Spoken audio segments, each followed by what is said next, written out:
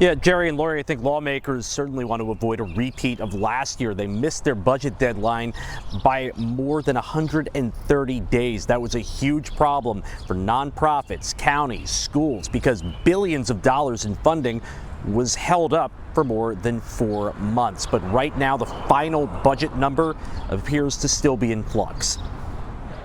House passed it, waiting to see what the Senate can do. A very casually dressed House Majority Leader Matt Bradford didn't offer much of an update on where things stand after meeting behind closed doors with Minority Leader Jesse Topper in Governor Shapiro's office on Monday. But as the clock continues to tick toward a deadline, no deal has been struck. 135 days was way too long last year. I think everybody understands that. I asked House Appropriations Committee Majority Chairman Jordan Harris about his expectations on a budget deal with the Senate. He said public school funding and social services remain priorities. We've been very clear that we are not moving away from our commitment to public education. We've been very clear that we're not in favor of removing people from health care.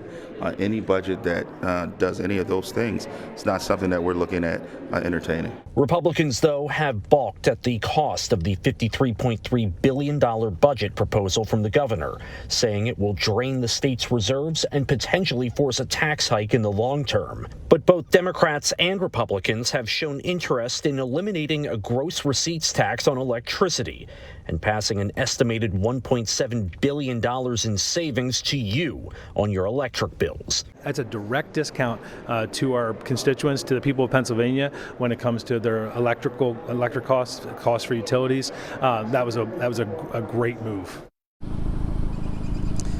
Representative Tom Jones and I spoke about that issue, and I pointed out if you do a tax cut, essentially that means that's fewer dollars headed into the state. He said there's a lot of smarter spending the state could potentially be doing, but it is an issue that's going to have to be considered, especially in light of the fact that the state Supreme Court ruled on skill game machines, and lawmakers are still weighing whether to legalize, tax, and regulate them before a deadline a little bit later this year.